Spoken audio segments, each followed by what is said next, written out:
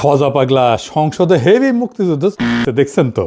যতদিন royal Bengal tiger থাকবে মুক্তিযোদ্ধা জিতবে, রাজাকার কোনোদিন এদেশে জয়লাভ করতে পারবে না। বিএনপির অন্যান্য এমপি মন্ত্রীরাও আমি তো এই নিয়ে এপিসোড করেছি। আবার দেখলাম জামাতের এমপি শাহজাহান সাহেব কইছে গোলাম আজম নাকি স্বাধীন পূর্ব পাকিস্তানের স্বপ্ন দেখেছেন। এই সংসদ একটা নাট্যশালা হয়ে যাইতেছে। মাঝে মাঝে দেখি এনসিপি মুক্তিযুদ্ধ করে সিক্কর পারে।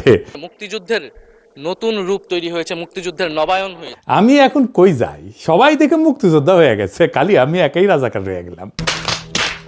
1971-কে 2024-এর জুলাই বিপ্লবের মুখোমুখি দাঁড় করাইয়া 2024-কে বাতিল করে দেওয়ার শয়তানি অনেক আগে থেকে শুরু হয়েছে। এই শয়তানিটা শুরু করছে বিএনপি, পিছে ছিল ইন্ডিয়া আর আওয়ামী লীগের ন্যারেটিভ পাওয়ার। তাই জুলাইকে একটা দার্শনিক আর ঐতিহাসিক ভিত্তির উপরে দাঁড় করাতে না পারার দায় এখন পুরা জুলাইকে দিতে হইতেছে। মুক্তিযুদ্ধের ধারাবাহিকতায় নাকি জুলাই হয়েছে, এ বয়ান আগে আনে আসিফ নজরুল।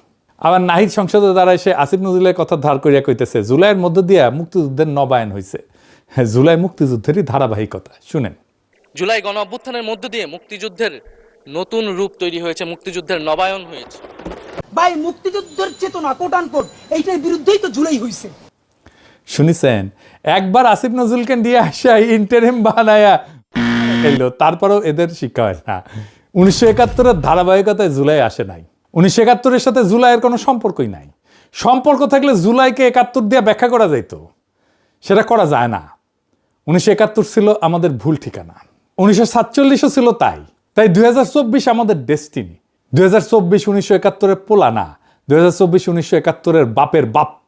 সেই বাপকে 1971 চিনতে পারে নাই। আমি জানি আমার কথায় মেলা হাউকাউ হবি, কিন্তু যদি বাইসে থাকি এই ন্যারেটিভ প্রতিষ্ঠা করে দিয়ে যাব ইনশাল্লাহ। আসেন আল্লাহর নামে শুরু করি।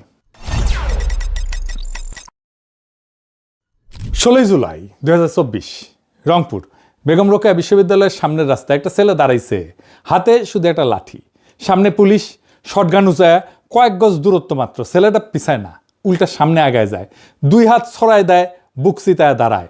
সে যেন বলতেছে গুলি করো, আমি প্রস্তুত। ঠিক কিনা? তাই তো, পুলিশ গুলি করলো। প্রথম গুলি ছেলেটা টলল না, দ্বিতীয় গুলি ছেলেটা মাটিতে পড়ল। আবু সাইদ, বয়স মাত্র 22। এই এক দৃশ্যের ভেতরে পুরা 2024-এর রহস্য, পুরা না বলা কথা লুকায় আছে। আবু সাইদ মরতে যায় নাই, সে জীবন দিতে গেছিল। মরতে যাওয়া আর জীবন দিতে যাওয়া দুইটা এক জিনিস না। মরতে যাওয়া বলতে কি বুঝি? রাস্তায় বাস উল্টায় মানুষ মারা যায়, রোগে মানুষ মারা যায়, ছিনতাইকারীদের ছুরিতে মানুষ মারা যায়।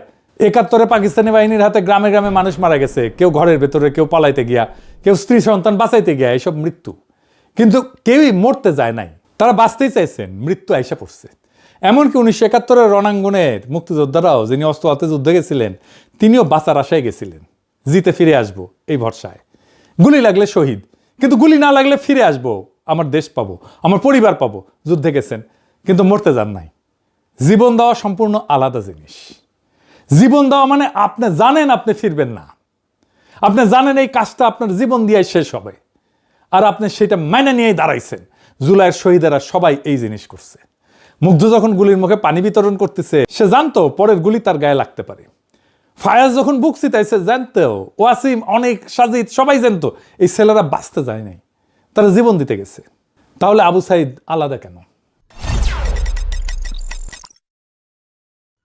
আবু সাইদ এই জীবন দেওয়ার দৃশ্যটা আমাদের দেখাই দিলেন সবার আগে, সবচেয়ে স্পষ্টভাবে। হাত সরানো, বুক উন্মুক্ত, গুলির মুখে স্থির। ভিডিও আছে, ছবি আছে। ওই ছবিটা একটা দলিল, ওই ভিডিওটা একটা দলিল। ওই ছবিটা শাহাদাতের ব্যাকরণ শিখাইছে, গ্রামার শিখাইছে। ওই ছবিটা দেখে কোটি মানুষ বুঝছে এইভাবে দাঁড়াইতে হয়। তিনি জুলাইয়ের প্রথম শহীদ না, তিনি জুলাইয়ের সবচেয়ে দৃশ্যমান শহীদ। তার শাহাদাত শুধু একার সাক্ষ্য না, সেটা পুরা জুলাইয়ের সাক্ষ্যকে দৃশ্যমান করছে। এই জন্যে তার কথা বললে সব শহীদের কথা বলা হয়। আর এই প্রশ্নটাই জরুরি যে এই ছেলেরা জীবন দিতে গেল কেন? কি এমন কথা ছিল তাদের যা শুধু রক্ত দিয়ে বলা যায়? এই প্রশ্নের উত্তরেই লুকায় আছে পুরা 2024, পুরা জুলাই। 2024-এর নিরস্ত প্রতিরোধ আর শাহাদাত, এই দুইটার তফাৎ কি? তফাৎটা শুধু কৌশলের না, তফাৎটা অস্তিত্বের। অস্ত্র হাতে যুদ্ধ মানে কি? মানে আমার ক্ষমতা আছে, তোমারও ক্ষমতা আছে, দেখি কে জেতে। এটা ক্ষমতার লড়াই। আমার গুলি বরং তোমার গুলি, আমার সেনা বরং তোমার সেনা। এই যুদ্ধে আমি যদি জিতি, আমি তোমার রাষ্ট্রের জায়গায় আমার রাষ্ট্রকে বসাবো। কাঠামো এক, শুধু মালিক বদল। এটাই হয়েছে 1971-এ। আমরা পাকিস্তানি সেনাকে অস্ত্র দিয়ে হারাইছি, নিজেরা পারি নাই যদিও, ভারতীয় সেনাদের ডাইকে আনছি, আমরা জিতছি যাই হোক, কিন্তু আমরা জিতে কি পাইছি? পাকিস্তানি কাঠামো, শুধু মালিক বদলাইছে। কেন? কারণ অস্ত্র দিয়ে আপনি ক্ষমতা বদলাইতে পারেন, কাঠামো তো বদলাইতে পারেন না। পাকিস্তান আমলে কোন কাঠামোটা বদলাইছে বলেন? কোনোটাই বদলায় নাই। অস্ত্রের যুক্তি একটাই, যার শক্তি বেশি সে যেতে। আপনি যদি অস্ত্র দিয়ে যেতেন, আপনি সেই যুক্তিকেই বৈধতা দিতেছেন, তাহলে আপনার নিজের রাষ্ট্র সেই একই যুক্তিতে চলবে তো। এই জন্য 1971-এর পরে বাকশাল আসছে, স্বৈরশাসন আসছে, আয়না ঘর আসছে, হাসিনা আসছে, কারণ যুক্তি বদলায় নাই, শুধু শক্তিধর বদলাইছে। এইবার দেখেন 2024-এ কি হয়েছে। আবু সাইদের হাতে শটগান ছিল না, কামান ছিল না, বন্দুক ছিল না, ভারতীয় সেনাবাহিনী পাশে ছিল না, তার হাতে ছিল একটা লাঠি আর তার বুক। ক্ষমতার হিসাবে এটা একটা অসম যুদ্ধ। আবু সাইদের জেতার কোনো সম্ভাবনা ছিল না, কিন্তু আবু সাইদ জেতার জন্য তো দাঁড়ায় নাই, তিনি দাঁড়াইছিলেন সাক্ষ্য দিতে। অনেকে বলবে এটাই তো গান্ধীর অহিংসা, নিরস্ত্র প্রতিরোধ। না, এটা গান্ধীর অহিংসা না। কেন আবু সাইদের প্রতিরোধ গান্ধীর অহিংসা না? গান্ধীর অহিংসা ছিল একটা কৌশল। উনি বুঝছিলেন যে ব্রিটিশের অস্ত্র আছে, আমাদের নাই, তাই অস্ত্রের লড়াইয়ে যাব না, বরং নৈতিক চাপ দিয়ে ব্রিটিশকে লজ্জায় ফেলবো। সেজন্য অনশনে যাইতো। গান্ধী বলতো না মরতে আসছি, বলতো জেলে যাব, অনশন করব, লজ্জা দিব। তো আবু সাইদ এটা করেন নাই, তিনি গেছেন সাক্ষ্য দিতে, শাহাদাত বরণ করতে। গান্ধী রাষ্ট্রের ন্যায় বিচার চ্যালেঞ্জ করতেছেন, আবু সাইদ রাষ্ট্রের সার্বভৌমত্বের ধারণাকে চ্যালেঞ্জ করতেছেন। প্রথমটা সংস্কারের দাবি, দ্বিতীয়টা কাঠামো ভাঙার দাবি। এইখানেই 2024 আলাদা। এই জন্য গান্ধীর ভারত আজকেও ব্রিটিশ কাঠামোতে চলে। সংসদ ভবন ব্রিটিশ, আইন ব্রিটিশ, আমলাতন্ত্র ব্রিটিশ, শুধু সাদা চামড়ার জায়গায় বাদামি চামড়া। কিন্তু 2024-এর শাহাদাত হাসিনার কাঠামোর বৈধতাকে ধ্বংস করে দিছে। শাহাদাত মানে কি? শুধু জীবন দেওয়া? শাহাদাত 3 অর্থের একটা শব্দ। শাহাদাত শব্দের 3টা অর্থ। প্রথম অর্থ সাক্ষ্য দেওয়া।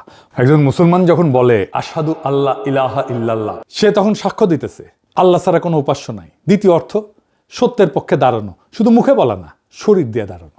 তৃতীয় অর্থ মৃত্যু, যখন সাক্ষ্য রাখার জন্য জীবন দিতে হয়, সেই সাক্ষ্যদাতা হন শহীদ।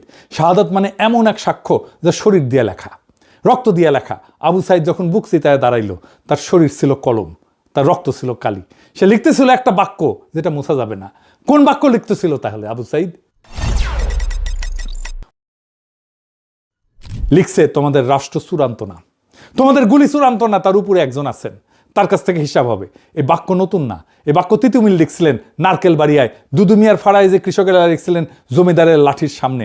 আর এই বাক্য আবু সাইদ লিখলেন 2024-এ রংপুরের রাজপথে। আবু সাইদ এক মুহূর্তে সে দীর্ঘ সিলসিলায় গিয়া দাঁড়াইলেন, আর রাষ্ট্র ওই মানুষটাকে আটকাইতে পারল না। তার পথ ধরে আবাবিলের মতো আসলো লাখো লাখো কোটিতে কোটিতে তরুণ। রাষ্ট্র কেন এই মানুষটাকে আটকাইতে পারে না? আধুনিক রাষ্ট্র মানুষকে নিয়ন্ত্রণ করে 2টা জিনিস দিয়ে, ভয় আর লোভ। ভয় মারতে পারে, জেলে পুরতে পারে, পরিবার ধ্বংস করতে পারে, গুম কইরা ফেলতে পারে, তাই চুপ থাকো। লোভ চাকরি দেবে, ঠিকাদারি দেবে, ব্যাংক লুট করতে দেবে, তাই বশ্যতা স্বীকার করো। এনে 2 যন্ত্র দিয়ে হাসিনা 15 বছর চলছে। কিন্তু আবু সাইদ যখন বুক পাইতে দাঁড়াইলো, সেই মুহূর্তে রাষ্ট্রে পুরো যন্ত্র অচল। কেন? কারণ যে বিশ্বাস করে মরলে শহীদ, জান্নাতে যাব, তার উপরে ভয়ের কোনো ক্ষমতা নাই তো। যে বিশ্বাস করে এই দুনিয়ার চাকরি, প্রমোশন, প্লট সব অর্থহীন, আসল হিসাব আখিরাতে, তার উপরে লোভের কোনো ক্ষমতা নাই। রাষ্ট্রের হাতে আর কোনো অস্ত্র নাই। এটাই বাঙ্গু এলিটকে সবচেয়ে বেশি কাঁপাইছে। বাকশাল তাদের কাঁপায় নাই, আয়নাঘর তাদের কাঁপায় নাই, হাসিনার শাসন তাদের কাঁপায় নাই, 1/11 তাদের কাঁপায় নাই, ভারতীয় আধিপত্যবাদ তাদের কাঁপায় নাই। যা কাঁপাইছে তরুণদের সে আত্মসমর্পণের দৃশ্য। কার কাছে আত্মসমর্পণ? রাষ্ট্রের কাছে না, আল্লাহর কাছে। জার্মান আইন দার্শনিক কার্ল স্মিথ 1922 সালে বললেন, আধুনিক রাষ্ট্রের সব ধারণায় আসলে চুরি করা থিওলজি। আধুনিক রাষ্ট্রের একটা ধারণা আছে সোভারেন, সার্বভৌম, চূড়ান্ত রাষ্ট্র, চূড়ান্ত সার্বভৌম, যার উপরে কেউ নাই। এটা আল্লাহর গুণাবলী থেকে চুরি করা। আরেকটা ধারণা আছে স্টেট অফ এক্সেপশন, জরুরি অবস্থা। রাষ্ট্র বলে আজ আইন কাজ করবে না, সংবিধান স্থগিত, আমার ইচ্ছায় চলবে, এটাই চলবে। এটাই সার্বভৌমত্ব, এটাই সবচেয়ে বড় চুরি। ভাবেন, মুসা নবীর সামনে সাগর 2 ভাগ হয়েছিল কেন? কারণ আল্লাহ চাইছিলেন। প্রকৃতির নিয়ম সেই মুহূর্তে স্থগিত হয়ে গেছিল। ইব্রাহিম নবীকে আগুনে ফেলা হয়েছিল, আগুন পুড়াইতে পারে নাই, কারণ আল্লাহ চাইছেন, নিয়ম স্থগিত। এক্সেপশন, নিয়মের উপরে দাঁড়ায় নিয়ম স্থগিত করার ক্ষমতা, এটাই সার্বভৌমত্ব। এটা একমাত্র আল্লাহর, কেউ পারে না। এটা আর কেউ পারে না। আধুনিক রাষ্ট্র ওই ক্ষমতাটা চুরি করছে, সে বলে আমি পারি। হাসিনা যখন বলে জরুরি অবস্থা, উনি বলতেছেন সংবিধান কাজ করবে না। যখন বলতেছে আদালত আমার ইচ্ছায় চলবে, নির্বাচন আমার ইচ্ছায় আসবে, কে এমপি হবে আমি ঠিক করব, কে বেঁচে থাকবে, কে মারা যাবে, কে গুম হবে, কাকে গুলি করব, কাকে বাঁচতে দেবো না, কাকে দেশান্তরী করব, এটাই আমি ঠিক করব। সে তখন নিজেকে আল্লাহর জায়গায় বসাইতেছে। তিনি বলতেছেন নিয়ম স্থগিত করার ক্ষমতা আমার, এই ক্ষমতা মানুষের না, এই ক্ষমতা রাষ্ট্রের না, এই ক্ষমতা একমাত্র আল্লাহর। আর সবচেয়ে গভীর চুরি দিন আর দুনিয়ার বিভাজন। রাষ্ট্র বলে ধর্ম প্রাইভেট, রাজনীতি পাবলিক। মসজিদ একটা জায়গা, রাজপথ আর একটা। ইসলাম বলে দিন আর দুনিয়া আলাদা না, একই। পাকিস্তান এই চুরির উত্তরাধিকারী, বাংলাদেশে ওই চুরির উত্তরাধিকারী, হাসিনার রাষ্ট্রীয় চুরির উত্তরাধিকারী। আবু সাইদ বুক পেতে দাঁড়ানো সেই দাবিকে এক লহমায় চুরমার করে দিল। সে বলল তুমি চূড়ান্ত না, তোমার রাজপথ মসজিদ বিভাজন আমরা মানি না। এই এক বিশ্বাসে পুরো রাষ্ট্রের ভিত্তি কাঁপলো। হাসিনা পলাইলো। তারেক রহমান বলছিল শহীদরা শুধুমাত্র একটা সংখ্যা না, একটা প্রাণের সমাপ্তির অর্থ হইল একটা পরিবারের মৃত্যু, একটা স্বপ্ন এবং সম্ভাবনার অবসান। আসলে কি শহীদের মৃত্যু স্বপ্ন আর সম্ভাবনার অবসান? শহীদরা মরে না, না, শহীদরা মরে না, সে মহাজীবনে যায়। কিভাবে? কোরআনে একটা আয়াত আছে, আপনারা জানেন, আল্লাহর পথে যারা নিহত হয় তাদের মৃত বলো না, বরং তারা জীবিত। কিন্তু তোমরা তা বুঝতে পারো না। এটা শুধু ধর্মীয় সান্ত্বনা না, এটা অস্তিত্বের সত্য। আমাদের সাধারণ জীবন কি? জন্ম, খাওয়া, বাঁচা, কাজ, বার্ধক্য, মৃত্যু, শেষ, মাটির নিচে পৌঁছে যাওয়া। কিন্তু শহীদের জীবন আলাদা। শহীদের মৃত্যুর মুহূর্তে সে এক সাধারণ জীবন থেকে বাইর হয়, এক মহাজীবনে প্রবেশ করে। সে মহাজীবন যা এই ডেল্টার মাটিতে গাথা। জাতি তুমির জীবন, যা হাজী শরীয়তুল্লাহর জীবন, যিনি 1831-এ নারকেলবাড়িয়ার বাঁশের কেল্লায় ব্রিটিশ কামানের গোলার সামনে বুক পেতে দিছিলেন। যা ফারায়েজি বাহিনীর সেই কৃষক শহীদের জীবন, যাদের নাম পাঠ্য বইয়ে নাই, কিন্তু যাদের রক্ত পদ্মা মেঘনায় মাটিতে মিশে আছে। যা 1943-এর দুর্ভিক্ষে মইরা যাওয়া সেই লক্ষ লক্ষ হতভাগ্য বাঙালির জীবন, যারা ব্রিটিশ সাম্রাজ্যের লুটের সাক্ষী। আর যা 2024-এ আবু সাইদের জীবন। এই সব শহীদই একই সুতায় গাথা। তাদের রক্ত একই আকাশের নিচে পড়ছে, তাদের সাক্ষ্য এক, তারা সবাই এই ডেল্টার শহীদ। পদ্মা মেঘনা যমুনার মাটিতে মিশা শহীদ। শহীদ মরে না, সে বাঙালি মুসলমানের 8 শতাব্দীর সেই অমর কাফেলায় ডুইকা যায়, একটাই উৎসে ফেরে। উৎস কি? জার্মান দার্শনিক মার্টিন হেইডেগার বলেন, আধুনিক মানুষের সবচেয়ে বড় অসুখ হইল সে উৎস থেকে বিচ্ছিন্নতা। মানুষ যখন মাটি, তার ভাষার ইতিহাস হারায়, সে আসলে অস্তিত্ব হারায় না, সে আছে কিন্তু পূর্ণভাবে নাই। হাইডেগারের নাম দিছেন অপ্রকৃত অস্তিত্ব, ইনঅথেন্টিক এক্সিস্টেন্স। পাকিস্তানের 24 বছর বাঙালি মুসলমান অপ্রকৃত, ইনঅথেন্টিক। তাকে বলা হয়েছিল তুমি পুরা মুসলমান না, তোমার বাঙালিত্ব ফেলো, ছুঁড়ে ফেলো। বাংলাদেশে 55 বছর বাঙালি মুসলমান অপ্রকৃত, ইনঅথেন্টিক। তাকে বলা হয়েছিল তুমি মুসলমান পরিচয় নিয়ে তো প্রগতিশীল হইতে পারবা না, তোমার মুসলমানিত্ব ফেলো। বাঙালি মুসলমানের জীবন 77 বছর অপ্রকৃত অস্তিত্ব, ইনঅথেন্টিক এক্সিস্টেন্স। আরবের 4th শতাব্দীর মহান চিন্তক ইবনে খালদুন 600 বছর আগে এই কথা ভিন্ন ভাষায় বলছিলেন। তিনি একটা শব্দ ব্যবহার করে বলছিলেন আসাবিয়া, গোষ্ঠী চেতনা, মাটির বন্ধন। ইবনে খালদুন বললেন যেই জাতির আসাবিয়া হারায় সে পতিত হয়, যেই জাতি আসাবিয়া পুনর্জীবিত করে সে আবার উঠে দাঁড়ায়। 2024-এ আসাবিয়ার পুনরুজ্জীবন, পতিত জাতির পুনরুত্থান। আবু সাইদ যখন বুক চিতায় দাঁড়াইলেন, তিনি এক মুহূর্তে আমাদের জাতিকে আসাবিয়া ফিরিয়ে দিলেন। এইটাই উৎসে ফেরা। কোন উৎসে ফেরা? বাঙালি মুসলমানের উৎস এই গাঙ্গেয় বদ্বীপে, এই ডেল্টায়, নদীতে, পলিমাটিতে, কৃষকের ঘামে। বাংলা ইসলাম আসছে নদীর সাথে, কৃষির সাথে, পীর দরবেশের সাথে, স্থানীয় সমাজের সাথে মিশা। বাঙালি মুসলমান এই মাটির সন্তান। তাহলে তার উৎসে ফেরা মানে তার নিজের 8 শতাব্দীর ইতিহাসে ফেরা। যে ইতিহাস 47 চাপা দিছিল, যে ইতিহাস 71 চাপা দিছিল। আসেন এইবার সেই ইতিহাসটা দেখি। 8 শতাব্দীর চাপা পড়া কণ্ঠস্বর কি ছিল সেই ইতিহাস? বাঙালি মুসলমান 1000 বছর ধরে 4টে জিনিস চাইছে, একসাথে চাইছে। প্রথম, জমির অধিকার। দ্বিতীয়, কেন্দ্রের বিরুদ্ধে প্রান্তের অধিকার। তৃতীয়, বাংলার ভূখণ্ডের নিজস্ব রাজনীতি। চতুর্থ, নাগরিক মর্যাদা। বাঙালি মুসলমান, এই মাটির মানুষ, এই 3টাই পূর্ণ। এই 4-5টা বড় মুহূর্ত আসছে বাঙালি মুসলমানের জীবনে, দুর্ভাগ্যজনকভাবে একবারে আসেনি। 1 নম্বর মুহূর্ত কখন আসছে? সেইটা ছিল বঙ্গীয় সুলতানি আমল। শামসুদ্দিন ইলিয়াস শাহ 1352 সাল। প্রথম দিন বাংলা দিল্লির প্রদেশ না, নিজেই রাষ্ট্র। প্রথম দিন বাঙালি জানলো আমাদের শাসন করতে দিল্লি লাগে না, আমরাই পারি। এই স্মৃতি 2024-এ ফিরল, যখন আমরা বললাম ভারত আমাদের নিয়তি ঠিক করবে না, দিল্লি না ঢাকা, ঢাকা ঢাকা।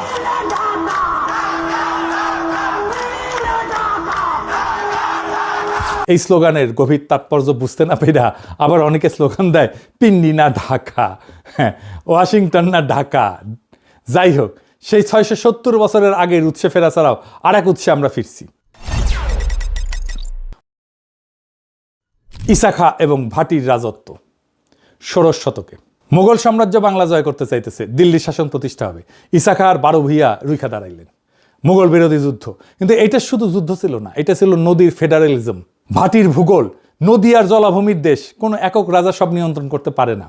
ছোট ছোট শক্তিকেন্দ্র, স্থানীয় জোট, 12 জন ভূঁইয়া, তারাই বাংলা শাসন করে। ইসাকার সাথে দাঁড়াইছিলেন রাজা কংস নারায়ণ ভৌমিক, 12 ভূঁইয়ার এক ভূঁইয়া। হিন্দু মুসলমান দাঁড়াইলেন পাশাপাশি, মুসলমান ভূঁইয়ার পাশে দিল্লির বিরুদ্ধে। ধর্ম না, এই মাটি ছিল তাদের ঐক্যের ভিত্তি। ঠিক যেইভাবে 2024 মীর মুগ্ধের পাশে দাঁড়াইছিল হৃদয় তারুয়া, 400 বছর পরে একই ব্যাকরণ, সেই একই ফেডারেলিজমের কল্পনা ছিল 1940-এ আবার শেরে বাংলা ফজলুল হকের লাহোর প্রস্তাবে। তিনি ভারতের সংখ্যালঘুদের একাধিক রিপাবলিক চাইছিলেন। সেই ধারণায় 1966-তে 6 দফায় ফিরছিল। জিন্না ইন্ডিয়ার কাছে যা যা চাইছিলেন, আমরা 6 দফায় পাকিস্তানের কাছে তাই চাইছি। বিষয়টা ব্যাখ্যা করি, আরো গভীরে গিয়া মজা লাগবে। দেখেন একটা আশ্চর্য মিল। জিন্না 1940-এর লাহোর প্রস্তাবে ভারতের কাছে কি চেয়েছিলেন? মুসলমানদের জন্য আলাদা অটোনোমাস ইউনিট, নিজস্ব আইনসভা, নিজস্ব শিক্ষা ব্যবস্থা, নিজস্ব অর্থনৈতিক নিয়ন্ত্রণ, কেন্দ্রের হাতে শুধু প্রতিরক্ষা আর পররাষ্ট্র, বাকি সব প্রদেশের। মুসলমানরা ভারতের সংখ্যালঘু, তাই তাদের সুরক্ষা দরকার কেন্দ্রের হিন্দু সংখ্যাগরিষ্ঠ থেকে, তাই না? মুজিব 1966-তে 6 দফায় পাকিস্তানের কাছে কি চাইলেন? বাঙালিদের জন্য ফেডারেল অটোনমি, নিজস্ব আইনসভা, নিজস্ব মুদ্রা, নিজস্ব রাজস্ব, নিজস্ব মিলিশিয়া, কেন্দ্রের হাতে শুধু প্রতিরক্ষার পররাষ্ট্র, বাকি সব প্রদেশের। বাঙালিরা পাকিস্তানের সংখ্যাগরিষ্ঠ, কিন্তু পশ্চিম পাকিস্তানি এলিটের নির্যাতনে সংখ্যালঘুর মতো বঞ্চিত, তাই তাদের সুরক্ষা দরকার কেন্দ্রের পাঞ্জাবি উর্দু আধিপত্য থেকে। দেখলেন তো, একই দাবি, একই যুক্তি, একই কৌশল। জিন্না ভারতের কাছে যা চাইছেন, মুজিব পাকিস্তানের কাছে ঠিক একই জিনিসটা চাইতেছেন। 6 দফা লাহোর প্রস্তাবের বাংলা অনুবাদ, আর কিছু না। জিন্না ভারত ছাড়তে চান নাই, ভারতের ভিতরে অটোনমি চাইছেন, কংগ্রেস দিল না, তিনি বাধ্য হয়ে আলাদা রাষ্ট্র করলেন। মুজিব পাকিস্তান ছাড়তে চান নাই, পাকিস্তানের ভিতরে অটোনমি চাইছেন, ভুট্টো ইয়া দিল না, তিনি বাধ্য হয়ে আলাদা রাষ্ট্র করলেন। পাকিস্তান বাধ্য হয়ে, বাংলাদেশও বাধ্য হয়ে। দুটাই কারেকশন, দুটাই প্ল্যান বি। জিন্নার প্ল্যান এ ছিল ভারতের ভিতরে মুসলমানের অটোনমি, ব্যর্থ হয়েছে। তারপরে প্ল্যান বি হয়েছে পাকিস্তান। মুজিবের প্ল্যান এ ছিল পাকিস্তানের ভিতরে বাংলার অটোনমি, ব্যর্থ হয়েছে। Plan B Bangladesh. দুই ফাউন্ডার, একই প্লেবুক। আর এই জন্যেই দুই রাষ্ট্র শেষমেশ একই রকম হয়ে গেল। কারণ যেই রাষ্ট্রের প্ল্যান এ ছিল অন্য রাষ্ট্রের ভিতরে থাকা, সেই রাষ্ট্র প্ল্যান বি হিসেবে দাঁড়াইলেও কখনো নিজস্ব ডেস্টিনি তৈরি করতে পারে না। সে শুধু আগের কাঠামোর কপি বানায়। পাকিস্তান ব্রিটিশ ভারতের কাঠামোর কপি, শুধু মুসলমান পরিচয়ের পোশাকে। বাংলাদেশ পাকিস্তানের কাঠামোর কপি, শুধু বাঙালি পরিচয়ের পোশাকে। দুটোই অন্যের ছায়া, নিজস্ব ভিত্তি নাই। এই জন্যই 2024 ভিন্ন। 2024 কারো ভিতরে অটোনমি চাইতেছে না। 2024 কারো প্ল্যান বি না। 2024 প্ল্যান এ, 800 বছরের পূর্ববঙ্গীয় ডেস্টিনির সরাসরি আর্টিকুলেশন। প্রথমবার, এইবার আসেন আগের আলাপে ফিরে যায়। 3 নম্বর মুহূর্ত কোনটা ছিল? ফারাজি আন্দোলন। হাজী শরীয়তুল্লাহ, তারপর তার ছেলে দুদু মিয়া। পাঠ্য বই বলে যে ধর্মীয় সংস্কার আন্দোলন, নামাজ ঠিকঠাক পড়ো, এইটুকুই। পাঠ্য বই মিথ্যা বলে। ফারাজি ধর্মের ভাষা নিয়ে রাজপথে নামছে, জমিদার নীলকর ঔপনিবেশিক অন্যায়ের বিরুদ্ধে। ধর্ম মসজিদে আবদ্ধ থাকলো না, ধর্ম জমির রাজনীতিতে ঢুকলো। দুদু মিয়ার সংগঠন প্রতি 10টা পরিবারের একটা প্রধান, নিজেদের আদালত, নিজেদের বিচার। জমিদার আক্রমণ করলে কৃষক একসাথে দাঁড়ায়। এটা শুধু আন্দোলন না, এটা সমান্তরাল সমাজ, ধর্মের ভিত্তিতে তৈরি, লক্ষ্য জমির ইনসাফ। এখানে নতুন জিনিস জন্মাইল, জনগণের রাজনৈতিক ধর্ম। জনগণের এই রাজনৈতিক ধর্মকেই বাঙ্গো এস্টাবলিশমেন্ট ভয় পায়, ইন্ডিয়া ভয় পায়। আপনি ধর্মকে অন্দরমহলে ঢুকাই দিতে চাইলেও পারবেন না, কারণ তার কালেকটিভ মেমোরি বিদ্রোহ করবে। তার কালেকটিভ মেমোরিতে আছে তো। ইতিহাস চাপা পড়লো 1971-এ হাসিনা বাপের আমলে। হাসিনা আমলে 2 বাপ বেটেই বললো ধর্ম মসজিদে থাকবে। এটাই সেকুলারিজম। জাতীয় মসজিদে জুম্মার সময় যুদ্ধবেশে পুলিশ পাহারা দিত, আলাক্সা মসজিদের মতো। বাইতুল মোকাররমের ভিতরে ঢুকে গুলি করছিল মুসল্লিদের পিটাইছিল। কিন্তু 170 বছর পরে 2024-এ এই ইতিহাস ফিরল, যখন তরুণরা রাজপথে যায় নামাজ বিছাইল, যখন বিজয়ের মুহূর্তে সেজদা দিল। দুদু মিয়ার বংশধররা আবার জাগলো। আবু সাইদ এই বংশধর, তিনি যেই সিলসিলায় দাঁড়াইছিলেন সেটাই ফারাইজের সিলসিলা। এরপরের মুহূর্ত কোনটা? 1905 বঙ্গভঙ্গ। কলকাতার ভদ্রলোকরা বঙ্গভঙ্গের বিরুদ্ধে দাঁড়াইল, জাতীয় অপমান বলল। রবীন্দ্রনাথ গান লিখলেন, আমার সোনার বাংলা আমি তোমায় ভালোবাসি। এত ভালোবাসা, কিন্তু উনি পূর্ববঙ্গে এসে থাকলেন না। এত ভালোবাসলেও অখণ্ড বাংলার পক্ষে দাঁড়াইলেন না। কারণ আছে, বড় প্রেম তো। শরৎচন্দ্র বলছেন না, বড় প্রেম শুধু কাছেই টানে না, দূরেও ঠেলিয়া দেয়। কিন্তু পূর্ববঙ্গের মুসলমান কৃষকের কাছে এটা ছিল প্রথম প্রশাসনিক মুক্তি। প্রথম দিন সে বুঝলো আমরা কলকাতার পরিচয়ের অংশ না, আমরা আলাদা। 6 বছর পরে এটা বাতিল হবে, কিন্তু স্মৃতি থেকে গেল। এরপরে পঞ্চম মুহূর্ত হইল পাকিস্তানের বিশ্বাসঘাতকতা। আমরা লাহোর প্রস্তাবে চাইছিলাম একাধিক রিপাবলিক। জিন্না আর মুসলিম লীগ যে পাকিস্তান বানাইলো, সেটা একক কেন্দ্রীভূত, করাচি নিয়ন্ত্রিত। লাহোর প্রস্তাবের সাথে বিশ্বাসঘাতকতা। পাকিস্তানের কল্পনার মধ্যে দিয়ে যে বিকল্প পথের সন্ধান করছিল আমাদের পূর্বপুরুষেরা, সেটা ফেল করলো। কেমনে? সোহরাওয়ার্দীকে ছুঁড়ে ফেললো। পাকিস্তানকে কে আনছিল? জিন্না ছিলেন আইনজীবী, বোম্বের বাসিন্দা, বাংলা চিনতেন না। বাংলায় পাকিস্তান আনছিল মূলত একজনই, হোসেন শহীদ সোহরাওয়ার্দী। তিনি ব্রিটিশ বাংলার শেষ মুখ্যমন্ত্রী। 1946-এ ফাইনাল নির্বাচনে, যেই নির্বাচন ছিল পাকিস্তানের ম্যান্ডেটের নির্বাচন, তিনি বাংলায় মুসলিম লীগের ভূমিধ্বস বিজয় অর্গানাইজ করছিলেন। পাকিস্তানের ধারণা বাংলার মাটিতে প্রতিষ্ঠা তার অক্লান্ত পরিশ্রমের ফসল। এবার দেখেন পাকিস্তান তাকে কি দিল। 1947-এর অগাস্ট কেন্দ্রের ক্যাবিনেট গঠিত হইল, সোহরাওয়ার্দী জায়গা পেল না। বাংলা থেকে ক্যাবিনেটে ঢুকলো ফজলুর রহমান নামে অখ্যাত ব্যক্তি, শিক্ষামন্ত্রী, যার ছেলে, মনে রাখেন নামটা, সালমান এফ রহমান। 77 বছর পর হাসিনা ফ্যাসিবাদের অর্থনৈতিক স্থপতি। এই এক জেনারেশনাল কন্টিনিউটি। পূর্ব বাংলার প্রথম মুখ্যমন্ত্রী নির্বাচন সোহরাওয়ার্দী হারলেন কেন? কারণ তার সাপোর্ট বেস ছিল পশ্চিম বাংলায় মুসলিম এমপিদের মধ্যে। স্যার সিরিল র্যাডক্লিফের কলমে সেই এমপিরা ভারতে চলে গেছেন। জিতলেন খাজা নাজিমুদ্দিন, এক অপদার্থ লোক, সাথে নাই পাশে নাই কিসিমের। হ্যাঁ, যাই হোক, এইটা দুর্ঘটনা না, এটা নকশা। 1948-এ পাকিস্তানের বয়স 1 বছর। সোহরাওয়ার্দীকে মুসলিম লীগ থেকে বহিষ্কার করা হইল, গণপরিষদ থেকে বহিষ্কার করা হইল। যিনি পাকিস্তান আনছিলেন তিনি পাকিস্তানে অবাঞ্ছিত হয়ে গেলেন। পাকিস্তানের জন্মের প্রথম বছরে যে বাঙালি তাকে আনছিল তাকে ছুঁড়ে ফেলে দিছে। এটা ভুল সিদ্ধান্ত না, এটা পাকিস্তানের ডিএনএ ছিল। আর এই ছুঁড়ে ফেলা সোহরাওয়ার্দী কি করলেন? নতুন দল গঠন করলেন, আওয়ামী মুসলিম লীগ। মৌলানা ভাসানী সভাপতি। পাকিস্তানের বছর 2 বছর। বাংলার অর্গানাইজার পাকিস্তানের এগেনস্টে নতুন দল বানাইতেছেন। এই রিজেক্ট হওয়া সোহরাওয়ার্দীর হাত থেকেই ভাষা আন্দোলন, যুক্ত ফ্রন্ট, 6 দফা, মুক্তিযুদ্ধ সব শুরু।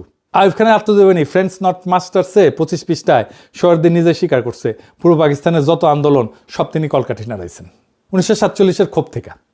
মানে 1971 শুরু হয়েছে 1947-এ। এই কথা সোহরাওয়ার্দী নিজেই লিখে গেছে। পাকিস্তান যেদিন বাংলার অর্গানাইজারকে সোহরাওয়ার্দীকে ছুঁড়ে ফেলছে সেই দিনই পাকিস্তান হারছে। বাকিটা 24 বছরের সময়ের ব্যাপার মাত্র। আর শুধু সোহরাওয়ার্দী না, পাকিস্তান শুধু মুসলমানের রাষ্ট্র হবে এই কথা কিন্তু ছিল না। পাকিস্তান হবে ভারতের সংখ্যালঘুদের রাষ্ট্র। সেই সব সংখ্যালঘু, যেই সব সংখ্যালঘু ভারতে নিরাপদ না তাদের ঘর। মুসলমান আর সংখ্যালঘু এক জিনিস না, কিন্তু আরও সংখ্যালঘু আছে। দলিত হিন্দু, বর্ণ হিন্দু সমাজে যাদের অস্পৃশ্য বানাইছে, কুয়ার পানি ছুঁইতে দেয় না, মন্দিরে ঢুকতে দেয় না, মানুষ হিসেবে গণনাই করেন না। দলিতদের নেতা ছিলেন যোগেন মণ্ডল। তিনি ভাবলেন ভারতে থাকলে ব্রাহ্মণদের পায়ের নিচে আমরা থাকবো। কংগ্রেস ব্রাহ্মণদের দল। পাকিস্তানে গেলে অন্তত মুসলমানদের সাথে আমরা সমান। মুসলমান আর দলিত একসাথে, দুইটাই সংখ্যালঘু, দুইটাই বর্ণ হিন্দুর হাতে নির্যাতিত। তিনি পাকিস্তান আন্দোলন করলেন। দেখা দেখি লক্ষ লক্ষ দলিত হিন্দু পাকিস্তান আন্দোলনের সমর্থন দিলেন। পাকিস্তান হইল, যোগেন মণ্ডল পাকিস্তানের প্রথম আইনমন্ত্রী হইলেন। তারপর কি হইল? কয়েক বছরের মধ্যে দলিতদের উপরে নির্যাতন শুরু, জমি দখল, মন্দির ভাঙা, মেয়েদের তুলে নেওয়া। হিন্দু তা সে দলিত হোক, ব্রাহ্মণ হোক, হিন্দুই। পাকিস্তানে সে অপান্তীয়। যোগেন মণ্ডল মন্ত্রী থেকে দেখতেছেন, কিছুই করতে পারতেছেন না। যার সমর্থনে আসছেন তাদেরকেই বাঁচাইতে পারতেছেন না। 1950 সাল তিনি পদত্যাগপত্র লিখে রাতের অন্ধকারে ভারত পালাইলেন। পদত্যাগপত্রে লিখলেন, জিন্নাকে বিশ্বাস করছিলাম, ভুল করছিলাম। দলিতদের পাকিস্তানে নিয়ে আসার জন্য আমি দায়ী, এই দায় আমি বহন করব। যে দলিত হিন্দুরা যোগেন মণ্ডলের কথায় পাকিস্তান চাইছিলেন, তারা কোন মুখে তাকে দেখবেন? পাকিস্তান তাদেরও বিশ্বাসঘাতকতা করছে। দুইটা ঘটনা পাশাপাশি দেখেন। সোহরাওয়ার্দী বাঙালি মুসলমান, পাকিস্তান আনছেন 1948-এ ছুঁড়ে ফেলে। যোগেন মণ্ডল দলিত হিন্দু, পাকিস্তান আনছেন 1950-এ পালাইতে বাধ্য। পাকিস্তান জন্মের 3 বছরের মধ্যে তার 2 ফাউন্ডারকে ছুঁড়ে ফেলছে। এটা দুর্ঘটনা না। পাকিস্তান বাঙালিদের কণ্ঠস্বর গ্রহণ করার জন্য ডিজাইন করা ছিল না, দলিতদের কণ্ঠস্বর গ্রহণ করার জন্য ডিজাইন করা ছিল না। পাকিস্তান ছিল পাঞ্জাবি উর্দুভাষী আশরাফ এলিটের জন্য একটা যন্ত্র। বাকি সবাই বাঙালি হোক, দলিত হোক, সিন্ধি হোক, বেলুচ হোক, সবাই আজাইরা, সবাই ঝামেলা। চাইছিলাম এক জিনিস, পাইলাম আর এক জিনিস। দেখালো মুরগি, খাওয়াইলো ডাল। এই ভুলের সংশোধনী 71, কিন্তু সেটাও হয়ে উঠলো আর এক বিশ্বাসঘাতকতা। 1971 বাস্তব ঘটনা। স্বাধীন বাংলাদেশে জন্ম হয়েছে, কিন্তু নর্মাল ডেলিভারি না, সিজার করা লাগিছে। ডাক্তার ছিল ইন্ডিয়া। দেশের মানুষ রক্ত দিছে, এই রক্ত মিথ্যা না, কিন্তু একটা পার্থক্য করতে হবে। মুক্তিযুদ্ধের মুহূর্ত আর মুক্তিযুদ্ধের রাষ্ট্র দুইটা এক জিনিস না। মুক্তিযুদ্ধের মুহূর্তটা পবিত্র, কিন্তু যুদ্ধ শেষে যে রাষ্ট্র দাঁড়াইলো সেইটা মুহূর্তের প্রতিশ্রুতি রাখে নাই। কারণ 71 নিয়ে আমাদের আগে থেকে কোনো কল্পনা ছিল না, কোনো রাষ্ট্র কল্পনা ছিল না, কোনো দার্শনিক ভিত্তি ছিল না, কোনো 800 বছরের সিলসিলা ছিল না। 71 আমাদের লক্ষ্যও ছিল না। 71 ছিল বাধ্যতামূলক প্রস্থান, 47-এর প্রতারণার বিরুদ্ধে চূড়ান্ত প্রতিবাদ। 71 ছিল 47-এর কারেকশন, নতুন কিছু না, আগের ভুলের সংশোধন। আর কারেকশন কখনো ফাউন্ডিং হইতে পারে না, কিন্তু আমাদের প্রয়োজন ছিল নতুন প্রশ্ন, নতুন কাঠামো। 800 বছরের পূর্ববঙ্গীয় ডেস্টিনির পূর্ণ আর্টিকুলেশন, সেইটা 1971-এ হয় নাই। এই জন্যই পাকিস্তান যেই কেন্দ্রবাদী কাঠামো রেখে গেল, বাংলাদেশে সেটা ভাঙলো না। ভাঙার দরকারই ছিল না, কারণ লক্ষ্যই তো ছিল ওই কাঠামোর মধ্যেই জায়গা পাওয়া। যখন বের হইতে বাধ্য হইলাম তখন কাঠামোটা সাথে নিয়েই বের হইলাম। শুধু রাজধানী বদলাইলাম, করাচির জায়গায় ঢাকা, জিন্নার জায়গায় মুজিব, মুসলিম লীগের জায়গায় আওয়ামী লীগ। কাঠামো এক, চুরি যাওয়া থিওলজি এক, কেন্দ্রবাদ এক। বাংলাদেশের ডাক্তার ছিল ইন্ডিয়া, আমাদের জন্ম প্রক্রিয়ায় ভারতের হাতে। 55 বছর ধরে সেই নারী আমরা কাটতে পারি নাই। ইন্দিরা গান্ধী থেকে মনমোহন সিং, মোদি থেকে দোভাল, দিল্লির ছায়া বাংলাদেশের উপরে থেকে গেছে। কারণ 71 আমাদের ডেস্টিনি ছিল না, কারেকশন ছিল। আর কারেকশনের রাষ্ট্র কারেক্টিং এজেন্টের কাছে চিরকালের ঋণী। 1972-এর সংবিধান কে লিখলো? আওয়ামী লীগ একা। কোনো বিস্তৃত গণপরিষদ প্রক্রিয়া নাই, দল লিখলো, দল পাশ করাইলো, দল মালিক হইল। বাকশাল 1975-এর জানুয়ারি, একদলীয় ব্যবস্থা। এটা দুর্ঘটনা না, 1972-এর সংবিধানের যৌক্তিক পরিণতি। কারণ যেই রাষ্ট্রে কোনো নিজস্ব ডেস্টিনি নাই, সেই রাষ্ট্র তো শেষ দলেরই দখলে যাবে। আপনি সে একই কৃষক, এইবার হাসিনার আমল, আপনি যুদ্ধ করছেন, ছেলে শহীদ হয়েছে, মেয়ে নির্যাতিত। এইবার নতুন রাষ্ট্র আপনাকে কি বললো? বললো তুমি বাঙালি, ভালো কথা, কিন্তু তুমি এই নামাজ রোজা এত বেশি করো। এটা তো পাকিস্তানি ব্যাপার, এটা তো মুসলমানি ব্যাপার। তুমি তো প্রগতিশীল হতে পারবে না। তোমার দাড়ি টুপি কেন? তুমি মৌলবাদী। তোমার মাদ্রাসা কেন? তোমার ছেলেকে স্কুলে পাঠাও, রবীন্দ্রসঙ্গীত শেখাও, পয়লা বৈশাখে মঙ্গল শোভাযাত্রায় আসো, ঈদ ঘরে রাজপথে নামাজ পড়লে তুমি জঙ্গি। বললো তোমার ফারাইজে ইতিহাস, তোমার তিতুমিলের লড়াই ভুলে যাও, আমাদের ইতিহাস 52 থেকে শুরু। বললো তোমার সংস্কৃতি মানে রবীন্দ্রনাথ, ছায়ানট। পাকিস্তান যে অংশ ছাঁটাই করতে চাইছিল, বাংলাদেশ ঠিক তার উল্টা অংশ ছাঁটাই করতে চাইল। পাকিস্তান বাঙালি অংশ বললো অতিরিক্ত, বাংলাদেশ মুসলমান অংশ বললো অতিরিক্ত। আমরা পাকিস্তানে ছিলাম অতিরিক্ত বাঙালি, বাংলাদেশে হয়ে গেলাম অতিরিক্ত মুসলমান। আমাদের বাঙালি অংশ বাড়তি না, আমাদের মুসলমান অংশ বাড়তি না, দুইটা একই লড়াই, শুধু দুই দিকে, দুইটাই অর্ধেক রাষ্ট্র, দুইটাই ফেল্ড এক্সপেরিমেন্ট। পাকিস্তানের 24 বছর, বাংলাদেশের 53 বছর, মোট 77 বছর। এই 77 বছরে আমরা একদিনও পূর্ণ ছিলাম না। 2024-এ সেই বদ্ধ দরজা ভাঙলো। 2024-এ যা ফিরে আসছে সেটা ছিল অভিনব একটা ব্যাপার। ফিরে যায় আবু সাইদের সেই ছবিতে। এই দৃশ্যের পেছনে কিসের ছায়া? ফারাজির ছায়া, দুদু মিয়ার ছায়া, তিতুমিরের ছায়া। 170 বছর আগে যে কৃষক জমিদারের লাঠির সামনে বুক চিতায় দাঁড়াইছিল তাদের ছায়া। আবু সাইদ তাদেরই বংশধর। বিজয়ের সন্ধ্যায় শাহবাগ টিএসসিতে যে সেজদা, সেটা ফারাইজির সিলসিলা পুনরুত্থান। 71-এর রাষ্ট্র ফারাইজির গ্রামার মুছে ফেলছিল, বলছিল ধর্ম মসজিদে থাকবে, রাজপথ সেকুলার। কারণ 71-এর কাঠামো ছিল 47-এর কাঠামোর কপি। এটাই দিন আর দুনিয়াকে আলাদা করছিল। 2024 সেই বিভাজনকে ভাঙলো। অগাস্টে যেই বাহিনী জনতার সাথে একাত্ম হইল, কি স্লোগান দিল? নারায়ে তাকবীর। শুনেছেন? 1975-এর 7ই নভেম্বর সিপাহী বিপ্লবের দিন বিপ্লবী সিপাহীরা একই স্লোগান দিছিল। এই স্লোগান ভাটির ফেডারেল বাংলার স্মৃতি। সিপাহী প্রজা একসাথে, বাহিনী জনতা একসাথে, কেন্দ্রের বিরুদ্ধে প্রান্তের ঐক্য। 400 বছর পরে ইসাখার স্মৃতি ফিরল। আর কোনো একক জাতির পিতা নাই। 47-এ ছিল জিন্নাহ, 71-এ মুজিব, দুইটাই বংশতন্ত্র। কিন্তু এটা দুর্ঘটনা না। জিন্নাহ মুজিব দুইজনেই প্ল্যান বি এর ফাউন্ডার। জিন্নাহ ভারতের ভিতরে অটোনমি চাইছিলেন, পান নাই, পাকিস্তান নিলেন। মুজিব পাকিস্তানের ভিতরে অটোনমি চাইছিলেন, পান নাই, বাংলাদেশ নিলেন। প্ল্যান বি এর রাষ্ট্রের একক পিতা লাগে, কারণ সেই পিতা ছাড়া রাষ্ট্রের জাস্টিফিকেশন নাই। আমি প্রতিষ্ঠা করছি, তাই আমি মালিক, এই দাবিতেই রাষ্ট্র দাঁড়ায়। 2024 প্ল্যান এ কারো ভিতরে অটোনমি চাইতেছে না, কারো বিকল্প না। প্ল্যান এর কোনো একক পিতা লাগে না, কারণ প্ল্যান এর ভিত্তি একজন মানুষের কর্মে না। 800 বছরের সিলসিলায় আবু সাইদ আছেন, মুগ্ধ আছেন, ফায়াজ আছেন, কিন্তু কেউ পিতা না, সবাই সাক্ষী। ভাটির 12 ভূঁইয়ার গ্রামার ফিরল। কোনো একক সম্রাট না, বহু কেন্দ্র, বহু কণ্ঠস্বর, সবাই এই মাটির পক্ষে। আর হাসিনার পলায়ন ভারতে, এই দৃশ্যটা মনে রাখেন। 1971-এ পাকিস্তানি বাহিনী ভারতীয় যৌথ কমান্ডের কাছে আত্মসমর্পণ করছিল। সিজারের ডাক্তার ছিল ইন্ডিয়া। 2024-এ মুজিব বংশের শেষ উত্তরাধিকারী সেই ভারতেই পলাইলো শরণার্থী হয়ে। 53 বছর পর সিজারের সেই ডাক্তার আসলে কি ছিল সেটা প্রকাশ হইল। হাসিনা পলায়নের মধ্যে দিয়ে মুক্তিদাতা ছিল না, মালিক ছিল, মালিক। সে দাসকে নিয়ে গেছে। 71-এ যাকে আমরা মুক্তিদাতা ভাবছিলাম, আসলে ছিলেন আমাদের নারী ধরা মালিক। হাসিনা পলায় গিয়া সেই মালিকের পায়ের কাছে আশ্রয় নিল। আর সেই মুহূর্তে ভারতের ছায়া বাংলাদেশের উপর থেকে সরে গেল। 53 বছর ধরে যেই নারী আমরা কাটতে পারি নাই, 2024-এ সেটা কাটা পড়লো। কে কাটলো? আবু সাইদ, মুগ্ধ, ফায়াজ, সব শহীদ। তাদের রক্ত সেই নারী কাটার ছুরি। কারণ যেই রাষ্ট্রের নিজস্ব ডেস্টিনি নাই, সে চিরকাল কারেক্টিং এজেন্টের কাছে ঋণী। কিন্তু যে রাষ্ট্রের 800 বছরের সিলসিলা আছে, সে কারো কাছে ঋণী না। ইসাকা যেইভাবে কোনো বিদেশি বন্ধুর সাহায্য ছাড়া কেন্দ্রের বিরুদ্ধে দাঁড়াইছিলেন, 2024-এ সেই গ্রামারে ফিরল। 47 ছিল ব্রিটিশের দয়া, 71 ছিল ভারত ধাত্রী। 2024 কারো ছায়া না, নিজস্ব শক্তিতে। প্রথমবার এনসিপি আপনাদের মুক্তিযুদ্ধের ধারাবাহিকতার বয়ান ছাড়েন। 2024 ধারাবাহিকতা না। 2024 47 আর 71-এর বিরুদ্ধে 8 শতাব্দীর প্রতিশোধ। সেই প্রতিশোধের ব্যাকরণ, এই প্রতিরোধের সিলসিলা যারা জানে না, তারা জুলাইকে বোঝে না। এই প্রতিশোধের আগুন নিভতে দেব না, নেভানো যাবে না। ইনকিলাব জিন্দাবাদ।